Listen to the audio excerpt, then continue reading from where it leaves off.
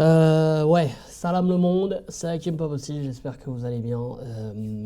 Je sais que cette vidéo va poser pas mal de soucis et pas mal de désaccords dans les commentaires, mais j'aime bien, parce que je pense que évidemment, juste en posant cette question, hein, est-ce qu'on doit pardonner à Kylian Mbappé?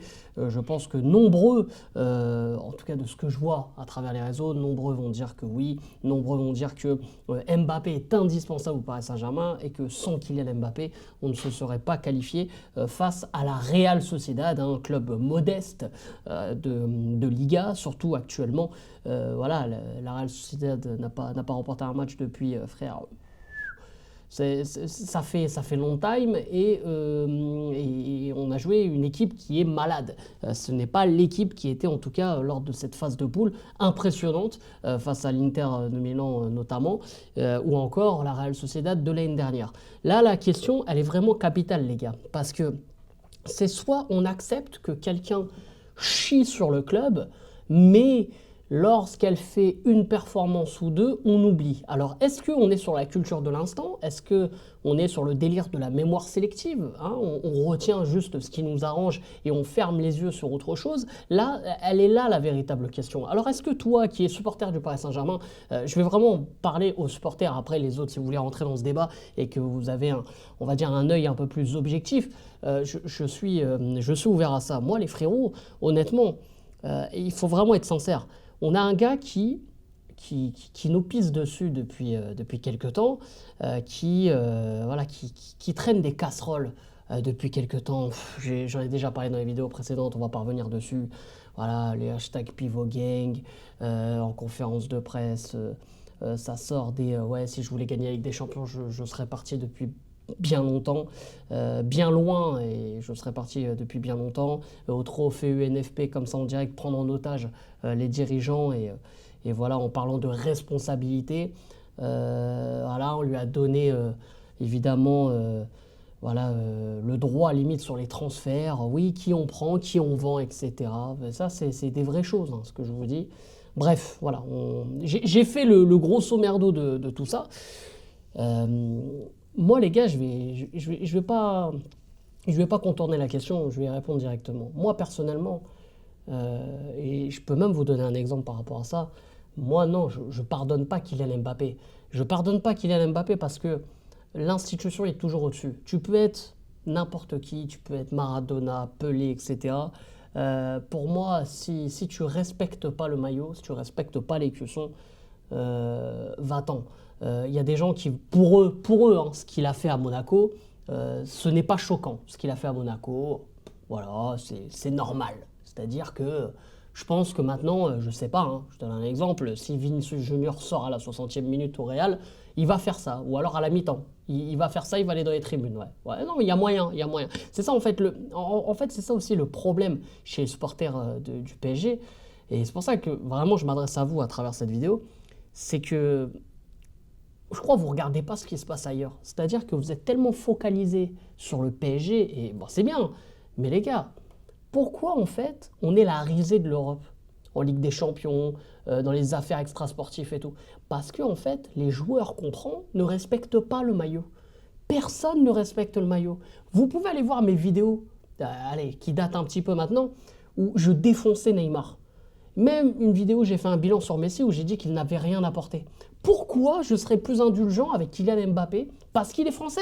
Parce que le gars a ramené une Coupe du Monde aussi pour l'équipe de France et tout. En tout cas, il a fait partie on va dire, des meilleurs joueurs de cette Coupe du Monde 2018 et qu'il était à deux doigts de nous rapporter encore une nouvelle étoile en 2022. Non, là, ça n'a rien à voir. Comme je vous ai dit, les gars, tu peux être une légende. Tu peux être un joueur incroyable. Et il l'a été, il l'a démontré encore là face à la Real Sociedad. Évidemment. Mais moi, je n'oublie pas. Et pour moi, et encore moins, je ne pardonne pas. Parce que des fois, tu peux pardonner, mais tu n'oublies pas. On la connaît, cette phrase. Moi, là où je peux le pardonner, c'est qu'il nous ramène la Ligue des Champions. Je le pardonne.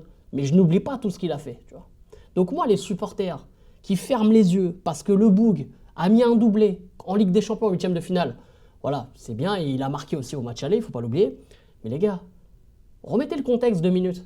On parle contre la Real Sociedad, une équipe malade, les frérots. Vous êtes là, vous vous excitez Parce que, ok, il a fait sa spéciale avec la célébration, il a un flow incroyable. Évidemment, c'est un grand joueur, c'est une grande star, on le sait. Moi, je ne dis pas que Mbappé il est surcoté, je ne dis pas qu'Mbappé il est nul. Non, non, non, il n'est pas là le débat.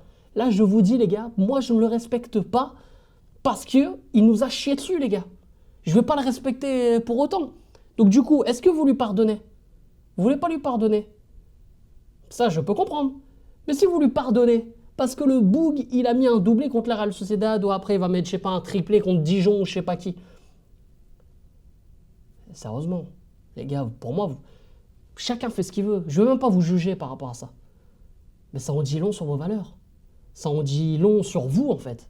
C'est-à-dire que demain, je sais pas, t'es daron. Ton fils, il te manque de respect, je sais pas, il te crache à la gueule, tout ça, mais il te ramène un 20 sur 20 en maths. Tu vas dire, ouais, ben non, c'est bon. Non, c'est bon, tu peux me cracher dessus. Du moment que tu ramènes des 20 sur 20, t'es un bon, t'es un bon. Moi, les gars, moi, ça marche pas comme ça. Vous faites ce que vous voulez, hein, chez vous. Vous faites ce que vous voulez. Moi, perso, ça marche pas comme ça. Après, chacun fait ce qu'il veut. Mais tout ça pour dire que Kylian Mbappé, il peut faire ce qu'il veut. Je ne vais pas oublier tout ce qu'il y a eu. Il y a eu, en fait, c'est goutte par goutte. Et là, voilà, ça a été la goutte de trop. Et surtout, ça a été une sacrée goutte. Tu vois, le Bayern Monaco. Parce que moi, perso, j'ai jamais vu ça. Hein. Je vous jure. Après, je parle pas comme si voilà, j'avais 50 piges. Mais j'en ai vu des matchs. J'ai quand même ma petite expérience en visionnage de matchs. J'ai vu des générations. J'ai vu aussi des sacrés joueurs avec des sacrés melons. Et j'ai jamais vu ça de toute ma vie. Donc les gars, moi je le répète, moi je ne peux pas lui pardonner, je ne peux pas oublier ce qu'a fait Kylian Mbappé. Son doublé contre la Real Sociedad, bien, magnifique, pas de souci. Si même on peut revenir un peu sur ce match, parce qu'évidemment il y a eu la réaction avec le Padre, et merci encore pour les commentaires et les likes, etc. Ça fait plaisir. Mais honnêtement, sérieusement, là on va être honnête. Il y a des gens quand même qui arrivent à dire que sans Kylian Mbappé, le Paris Saint-Germain ne se serait pas qualifié, n'aurait pas existé. Alors oui, Kylian Mbappé a mis les 2 buts. Si on s'arrête sur les stats, on va dire oui, Kylian Mbappé a été énorme. Kylian Mbappé, patron, voilà, il a rempli son rôle et tout. Évidemment, c'est ce qu'on lui demande et tant mieux. Mais ça a été surtout une victoire collective, les gars. Alors oui, on va parler d'individualité parce qu'il y a eu un doublé. Mais c'est collectif, les gars. Regardez-moi ce travail au milieu de terrain. Fabian Ruiz a été énorme. Zaïre Emery, j'en parle même plus, frère, c'est devenu banal. Zaïre Emery, énorme. Vitinha, j'avais l'impression qu'il avait 2 Verratti dans ses jambes. La sérénité défensive. Lucas Hernandez, Beraldo qui tape des relances comme si c'était Thiago Silva prime.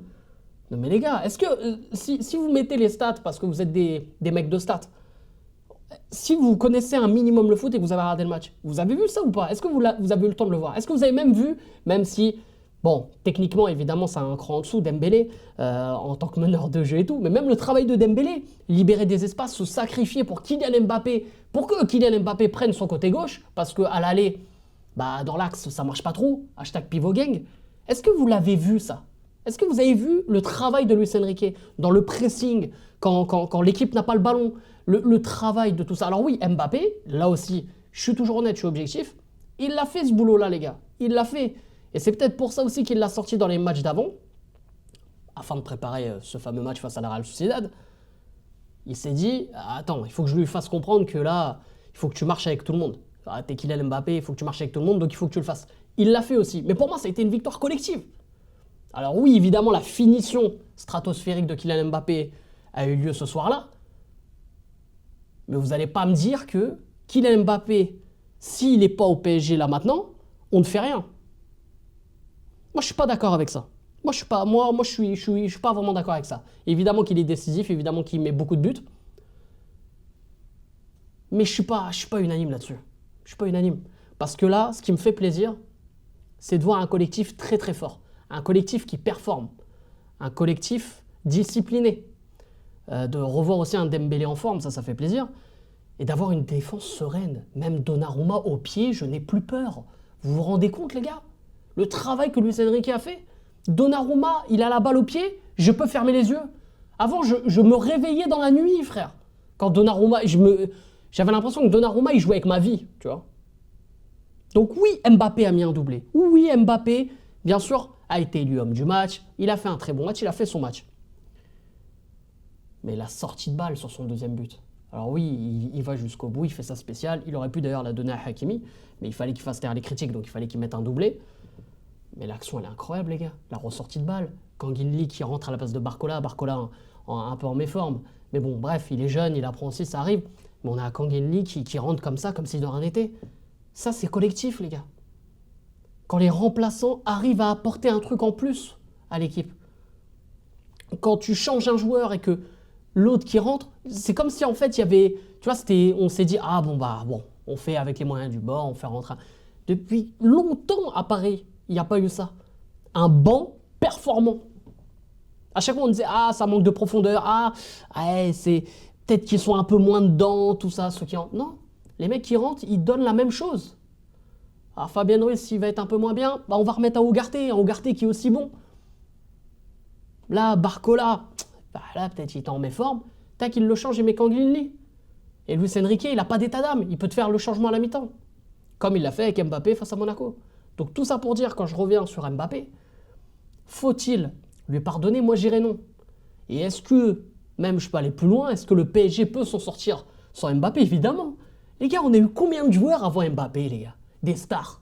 On a eu évidemment les débuts de Neymar, même si Mbappé est arrivé en même temps que Neymar. On a eu Zlatan à l'époque.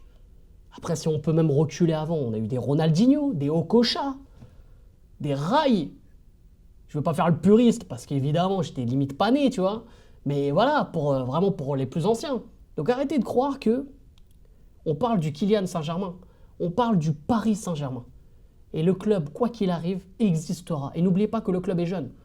1970, les gars. Donc on n'est pas forcément en retard sur d'autres clubs par rapport aux Ligues des Champions et tout. Il y en a, ils ont 100 ans d'existence. Ils ont gagné une Ligue des Champions en 1960 et ils n'existent plus maintenant, tu vois. Donc, ne vous inquiétez pas là-dessus. Et là, vraiment, là, je parle vraiment aux supporters du PSG. En commentaire, je vous attends, les gars. Moi, je suis ouvert au débat. De toute façon, je serai en live aussi ce soir. Donc, si vous voulez qu'on en parle, je suis en live du lundi au mercredi sur YouTube. Après, sur Twitch le jeudi et le vendredi, bref. Mais surtout du lundi au mercredi, débat foot, débrief. Voilà, quand il y a des matchs, là, il y a de la Ligue des Champions. Bref, donc maintenant vous êtes au courant. Si vous voulez qu'on en débatte, on va en débattre ce soir, bien sûr. Mais voilà, moi c'est tout ce que j'avais à dire par rapport au cas Kylian Mbappé. Et je peux pas en dire plus, je peux pas en dire moins. Bref, c'est un game pas possible. Je vous aime, je vous laisse. Et surtout, ici c'est Paris. Je vous fais la biase. Première question, vous êtes fier de vous, Kylian? Oui.